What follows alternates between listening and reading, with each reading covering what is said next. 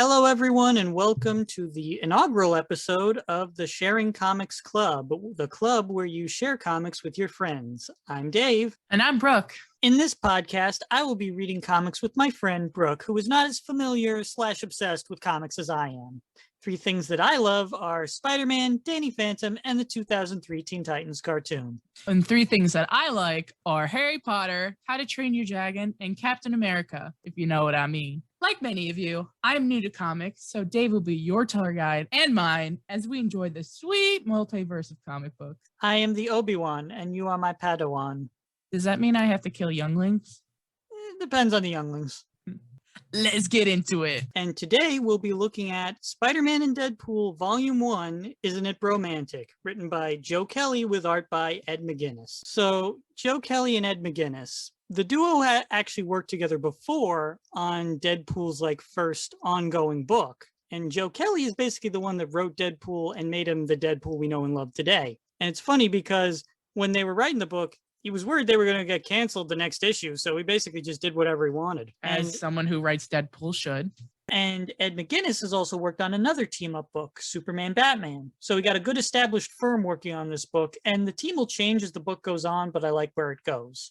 Can I just say, I love the fact that Deadpool is canonically a Hufflepuff before we start.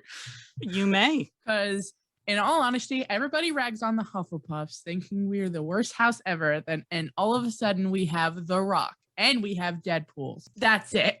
Carry on. So some background for the characters. Spidey and Deadpool are rich at this point. Deadpool is an Avenger. And Spidey actually quit the Avengers because Deadpool was on the team. And the girl that's with Spider-Man, Anna Maria, she's a short genius girl that Dr. Octopus had wooed while he was in Peter Parker's body as the superior Spider-Man. So we kick off the book, and Spider-Man and Deadpool aren't fighting a Spider-Man or a Deadpool foe. They're fighting Dread Dormammu, longtime foe of Doctor Strange and Lord of the Dark Dimension. And Spider-Man and Deadpool are tied up, and Deadpool won't stop making innuendos. Oh, how romantic. As he do. Deadpool uses this opportunity to dislocate his hip so they can escape, and Deadpool and Spidey bash the mindless ones. And Dormammu asks why the heck Spidey is even hanging around with Deadpool, causing Wade to initiate the flashback. So Spidey is fighting his old foe Hydro Man, ironically, who's dumb as a rock, at a water treatment facility. Deadpool shows up and he gets chaotic neutral on his little D&D alignment app and decides to poof him and Spidey away to Dormammu in the Dark Dimension. Man, I wish I had a D&D alignment app that I could just see what I'd be the next day. Can you imagine? You wake up, you got to go to work, and then you're like, all right, let's see what alignment I am today. And it does the whole app, and you're like, oh, chaotic evil. Well, guess I'm quitting and starting a fire. That's a very Deadpool thing to do. That is a very Deadpool thing to do. Thankfully, Deadpool has brains in his pouches and shoves them into the mindless ones, turning them into the mindful ones, because that's how that works. Shut up. Don't question it. Yeah, don't question it at all. Not a thing. Not a word.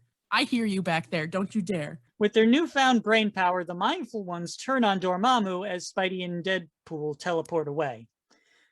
Deadpool tries to hire Spidey, and Spidey says no. And Spidey also frees the little Bamf that Deadpool was using to teleport. A Bamf is like a little demon that looks like Nightcrawler and can also teleport. Which, if I could have one, if anybody out there can get me one, that would be great. Oh, what's great is Wolverine's school is infested with them, so you could just show up, pick one up, just bribe them with whiskey. Oh, perfect. But Hydro Man is still there, so Hydro Man's master plan is to ransom the city or else he'll drown the city in sewage. Isn't the city an island? Yes, it is. And if Hydro Man had another brain cell to keep the one he has company, he might have thought of that.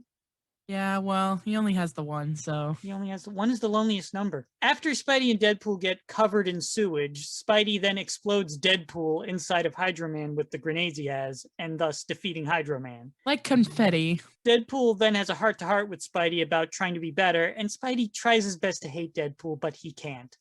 Deadpool then pays the phony Dormammu and gets heroic good on his D&D app and plans to save Spider-Man by killing Peter Parker. But isn't, you know... You don't know that. So Peter unveils Webware 2.0 as Deadpool is in bed with his hot monster wife, Shikla. And she rules under the whole monster city that's secretly under New York, because that's a thing. Yep, that is a thing. Babe, I'm working. Oh. Oh, never mind. So Wade wants to confirm his employer is legit. So Shikla just says, yeah, confirm it. And if it ain't, kill the employer.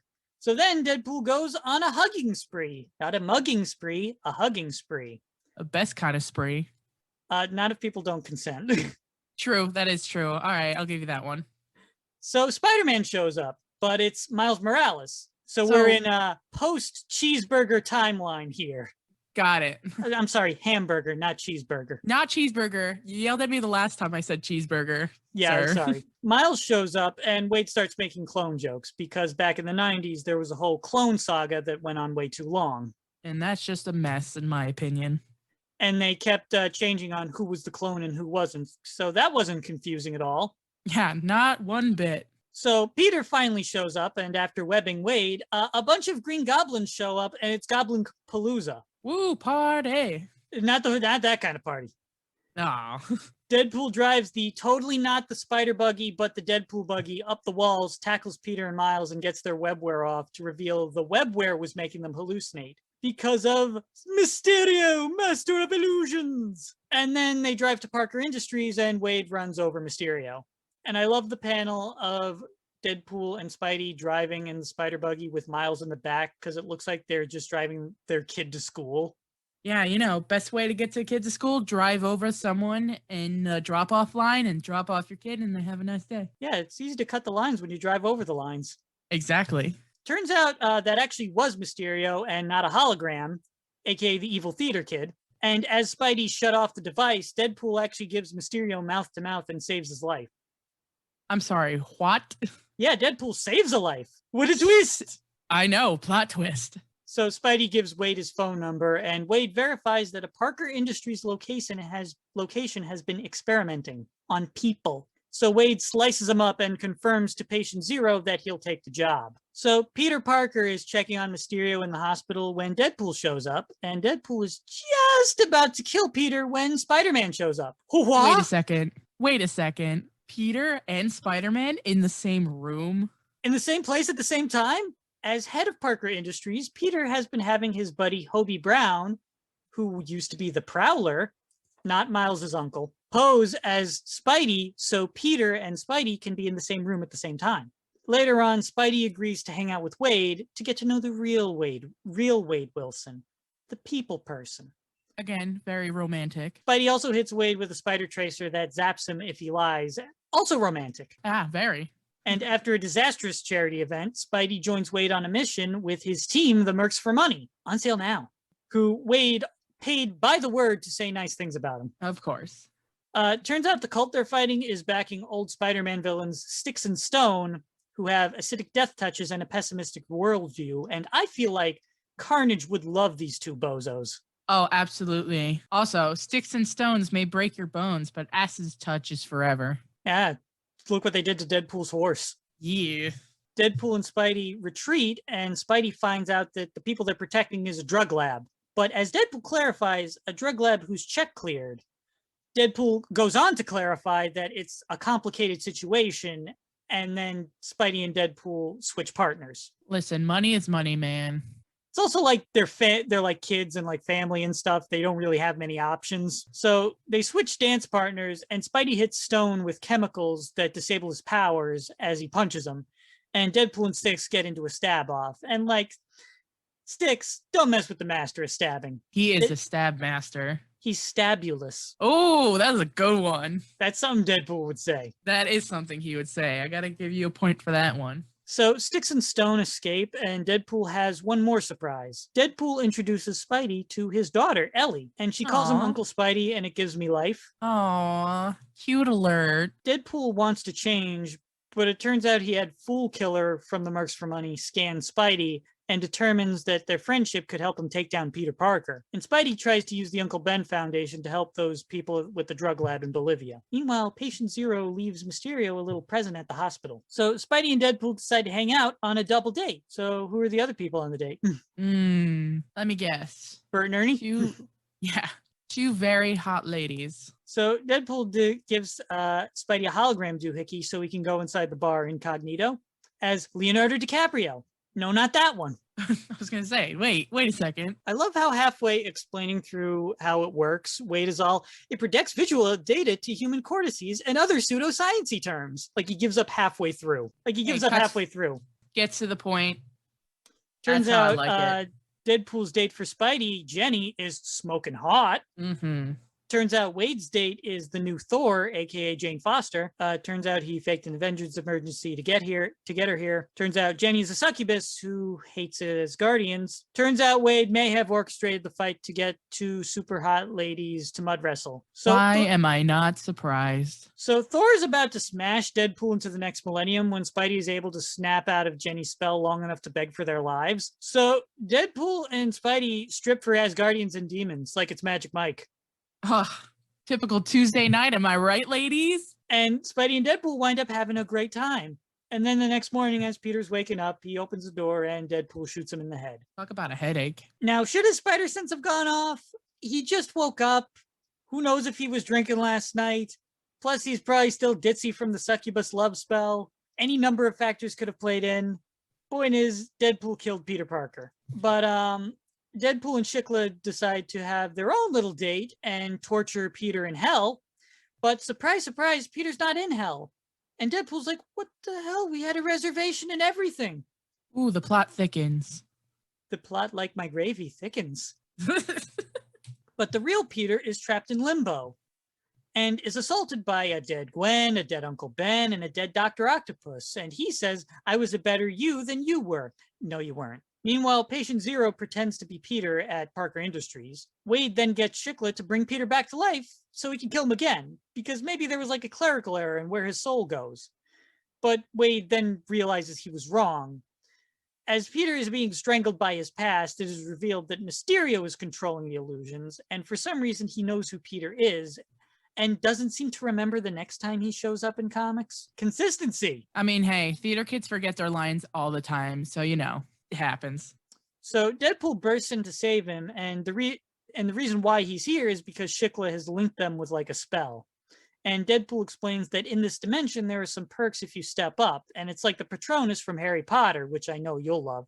And yes, that Peter needs to focus to fight the darkness. Turns out Peter's got a shiny pure soul, and he manages to beat Mysterio when Mephisto shows up and tells Spidey a secret. Meanwhile, Deadpool meets his ex-girlfriend, Death, and once he gets back, Shikla smells some death breath on him and makes him sleep on the couch tonight. Ooh, pop a mint, you'll be fine. Still cheated on his wife. Yeah, true. Yeah, I mean, probably shouldn't have done that. Who hasn't cheated on their demon wife with the personification of death? I know I have. Mephisto told Spidey he's the reason why Spidey is never happy and is the cause of that feeling of emptiness inside of him. And Deadpool apologizes to Peter Parker and vows to take on Patient Zero for free. I remember when Mephisto showed up and they were referencing the deal with the devil. I was like, wait, you're referencing the deal with the devil? You can't do that. But you did that. Yeah, yes, they can. So Deadpool is playing with his daughter Ellie when he leaves for work. And Deadpool tracks Patient Zero, but Spidey tracks Deadpool. And Spidey's pissed. And Spidey is all, was it all a lie? Was our friendship all a lie? Did we mean nothing to each other when you killed me? I didn't kill you, I killed Peter Parker. I mean, you may well have killed me with how you killed my boss, Peter Parker, who I love. And then Deadpool's like, oh my God, Spider-Man is in love with Peter Parker. Oh, there's probably a fanfic about that somewhere. Oh, you know there is. If there's one for Danny Phantom, there's one for Spider-Man. But before Deadpool can answer, was it all a lie? The house lights up like Aang when he woke up from the iceberg. And as our heroes burst in, Patient Zero sends a bunch of Junji Ito monsters called monstrosities to attack. Turns out they used to be humans, so our heroes remove the control devices, but they're also pain suppressors. So once you take them off, they're in agonizing pain. It's like me at work. Patient Zero stole genetic research from Parker Industries, and he says it was personal, so they're wondering, who is this guy? Because he hates Peter Parker and Deadpool. Not Spider-Man and Deadpool, Peter Parker and Deadpool. Interesting. Very interesting. So Spidey says, don't let him leave. Shoot his ankles, his kneecaps, whatever, and then Deadpool's all like, I love you. As Deadpool explodes the floor of the glass house they're in, Patient Zero teleports away and leaves them with a glass magnet. Deadpool shields Spider-Man with his body, and Spidey makes a web dome. And now for some reason, Deadpool looks normal and handsome? But no time for that, because meanwhile, Patient Zero is overseeing a blood transfusion on a woman with Spider-Man and Deadpool's blood. Bum, bum, bum. Brooke, closing thoughts? Well, this comic had me at the edge of my seat when I was reading it. And honestly, it's a good comic if you want to jump right into something like Spider-Man and Deadpool, like I did. And you won't be as confused. Oh, good. I was worried because you got to like play catch up with like, wait a minute, Spider-Man owns his own company? Deadpool has a daughter? Who's this short girl that's hanging around with Spider-Man? So I'm glad that you got some enjoyment out of it. And I feel like if you're looking for Spider-Man and Deadpool teaming up and having adventures, this is the book for you. And it goes on for a good long, like 8 volumes.